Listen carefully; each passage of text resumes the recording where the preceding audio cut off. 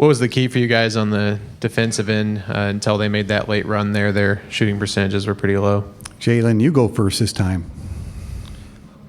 Just knowing that Clemens and Scott, they're going to have the ball in their hands a lot, and we have to make Scott shoot tough shots, and Clemens, he's going to try to drive and make plays. So we had to stop the ball, and transition was a big key as well. So those two guys make their team go. And I thought we did a good job in the beginning, just slowing those two down and making them take tough shots. Dwayne, regarding the defense in the first half? I was just focused. I was locked in on Scott. I knew he was going to come out and be aggressive, so I just had to be mentally prepared and match his intensity, so that's all I was focused on.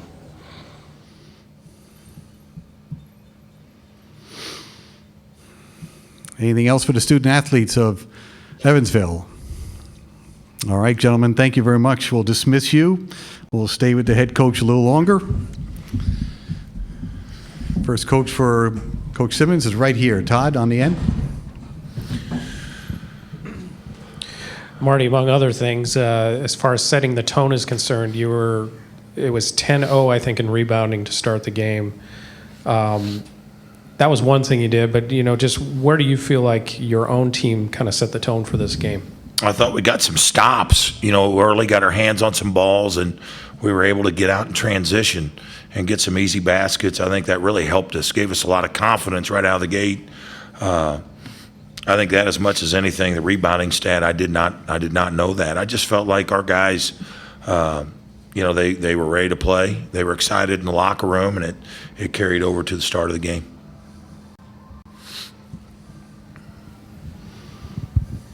You sense a confidence from JB on this stage. I know he seemed to be one of the guys to lead that initial surge you guys had.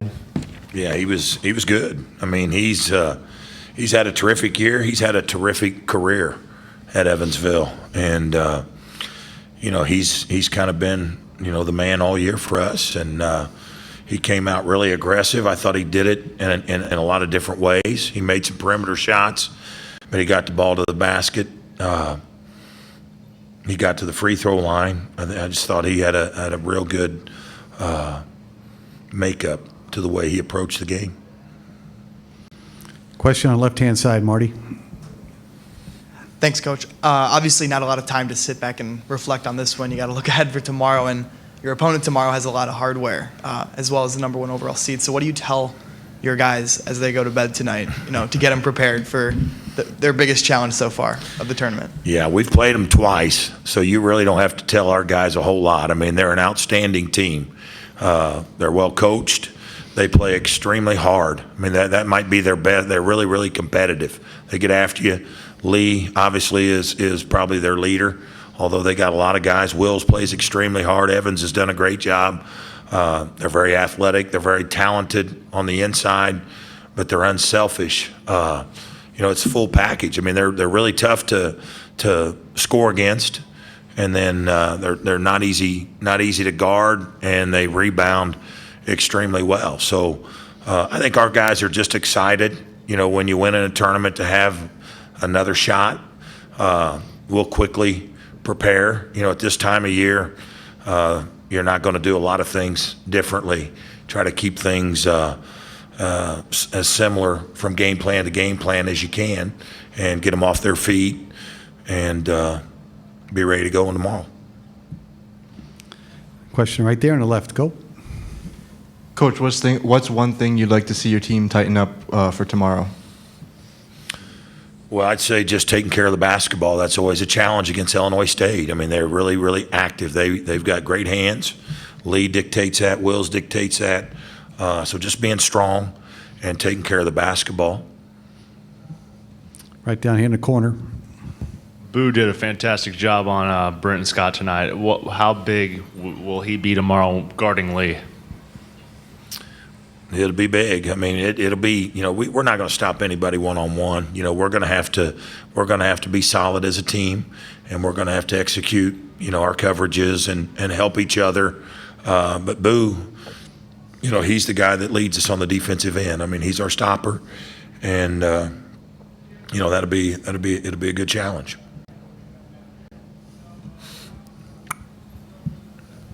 wanted to ask you about two guys.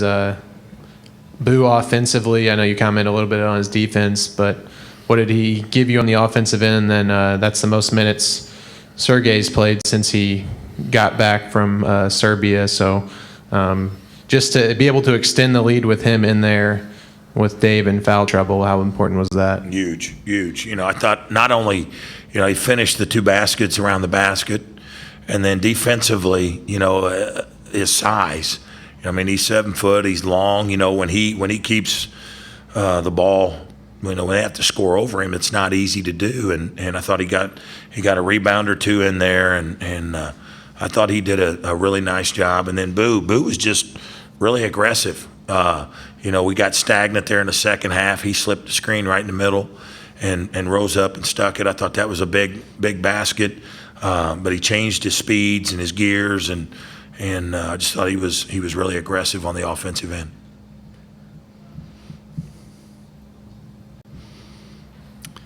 Anything else for the head coach? All right, Marty, thank you very much. Good luck tomorrow. Thank you. Aces and Redbirds, noon tomorrow.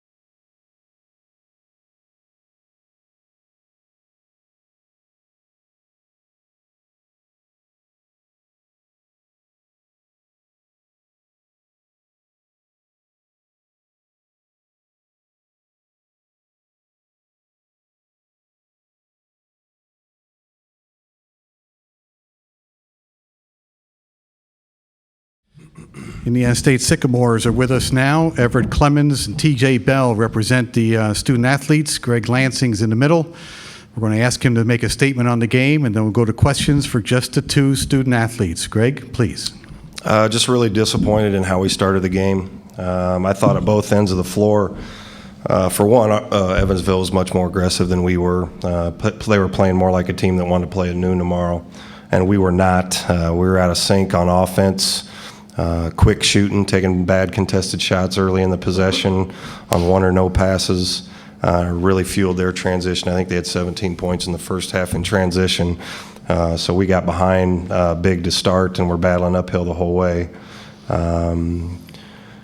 It's a little bit like our season. You know, I hate saying it's been a disappointing season because of the way I feel about the seniors and how much I love the seniors, but I know they're disappointed too. They're terrific guys. They're going to have tons of success once they leave Indiana State. TJ's already in grad school. The rest of these guys are going to graduate, and they're going to go on and do great things in their family for life. So I'm disappointed for them because of how good of people they are and how they represented us. But this is not Indiana State basketball, and we got to make some changes. We got to be better. We weren't good enough this year. And just more motivated to get to work and do what we need to do to get this program better. But these guys, the way Ev played the last 15 minutes of the game, nobody plays harder, competes harder, does more, wants to win more. So just disappointed for the seniors in the outcome. Questions for Everett or TJ? Start right here. Todd, thank you. For both of you guys, it was, as Greg mentioned, it was tough to get out of the gate today. What do you think Evansville was doing to make it hard, and what made it hard for yourselves to do that? TJ first, please, then Everett. I think they just pushed the ball. You know, we just needed to talk and communicate. I think that was one of the biggest things. But other than that, they didn't do anything really special. Like Coach said, they came out more aggressive, and we came out pretty flat. And they beat us to all 50-50 balls, and they were just more aggressive than us.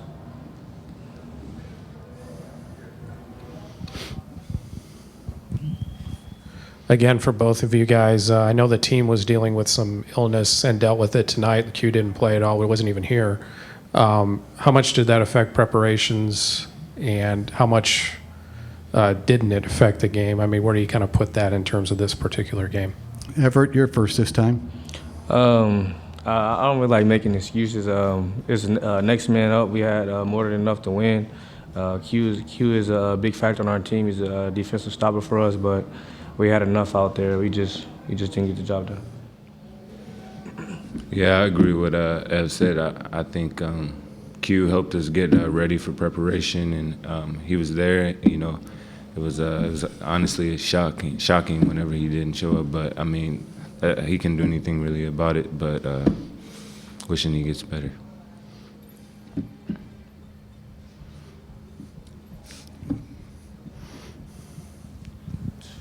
I know for both of you it's difficult to reflect on the season right now. It was obviously not good record-wise, but what do you take away from it? And what do you want your teammates that are moving on to be able to do to get better? TJ, then Everett, please. I want my teammates to learn from all of these, from their mistakes, you know, and just to play hard and listen to Coach. He knows what he's talking about, and I think he'll get them back on track and get them ready for the season, for the next season.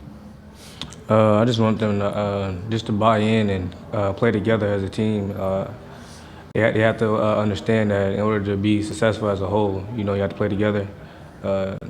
And winning solves everything. So all season starts now for them. And if I have a chance to go out there and help them while I'm still on campus, I'll be there every day. I still work hard. It's just weird now that, you know, the season's it for me. So I'm still be there for them. Anything else for the student athletes of Indiana State? All right, gentlemen, we'll dismiss you. Thank you very much for your time here. We'll stay with Coach Lansing a little longer. Let's go. Let go right, Joe. Let go right. Yes, oh yeah. First question for the head coach, right back here. Todd, thank you. Well, Greg, as you said, I mean, in many ways, the start of the game was kind of a microcosm of a lot of things that have happened this season. Shooting wasn't there. The stops weren't there. I think Evansville had the first 10 rebounds in the game. Unfortunately, it's a pattern that's been happening all year. Yeah. I think for the last month and a half, other than at Loyola, we've played better. We've competed harder at both ends of the floor. I thought we were getting better.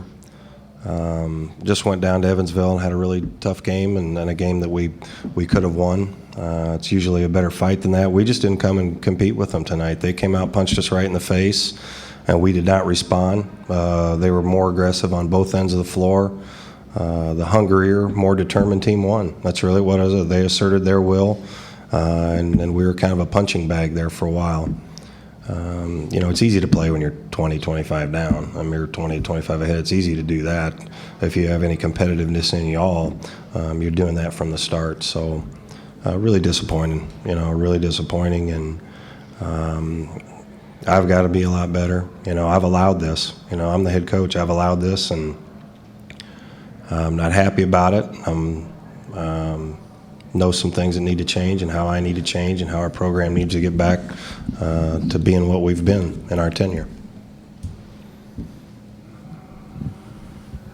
I know you don't like making excuses, but tonight certainly the illness that was running through the team had to have some influence, not having Q being the biggest one. But as far as the hunger that maybe you wanted to see, how much of that, where do you kind of put the illness in that context? I didn't even think about it. Really, I didn't. We walked in here and we've had 4 guys get IVs today, but I didn't think about that. If you come to play, this is your one and done.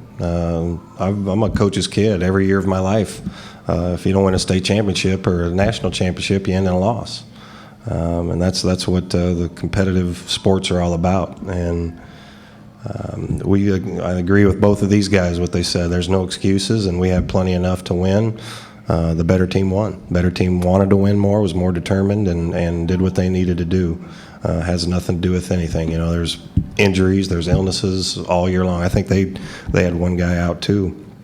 Didn't play against us last time and didn't play again tonight. But so everybody has that, and I'm not going to make any excuses at all. I give Evansville a lot of credit. They were better prepared, played harder, and better team. When did you know that you weren't going to have Laquarius? That was about last minute. I'd say half hour before we got on the bus. We had stages where I think there's 8 or 9 of the guys that had the same thing, had the same virus. Some had it Sunday, Monday, some had it Monday, Tuesday, and it just kind of went through. And Q was okay this morning, but then he got sicker as the day went on, and one of our GAs, got sick, so it went through us pretty good. But DeMonte hasn't been playing, and he wasn't here. He was sick. Donnie hasn't been playing. He was the only other one that didn't play. So we still were very, very capable of competing better than we did tonight. Question back left there, Greg. Go. What did you tell your team in the last 10 or 12 minutes to kind of spark that run towards the end of the game? That's a position I hate, and I've been in it a couple times this year when you're feel like you have no chance. I'm always going to stay positive, ask them to keep playing hard, keep competing, have some pride, keep fighting. Doing those things, it's not fun. You're down the whole game, and there's been a lot of times in huddles and timeouts during games this year where I don't know what to say to them because I can't understand how you start a game like that. I don't understand how you can't compete every possession like it's your last. I don't get that, and we haven't had that this year. We have good guys, we have good people, but we were not near as tough and competitive, and those huddles are no fun, and I don't think it has anything to do with what I say. You're either going to compete or not, and if you're down that much, it's easy to keep playing hard. Greg, it's the toughest season that you've had, and you said that you have things that you want to learn from it and improve from it. what are some of those things that you want to do, and what are some of the first thoughts that come into your head? I imagine you've been thinking about it, but what are some things that you want to change? Yeah, we have to keep recruiting, have to keep working on our roster. I really like what we have coming in here to this point, and we still have more guys to recruit. We're going to do it. Staff's been working their tail off. I've got a great staff. You know, there hasn't been many times in our tenure where we've made mistakes recruiting. There really hasn't. We've gotten guys that we've liked and been good players for us. We might have overvalued some at times, and maybe that happened to us a little bit this year, but in the off season, it's got to be tougher. And I think I said that last year, Todd. You know that I'm going to be tougher on them, harder on them. And then you like the guys so much, and they do work hard.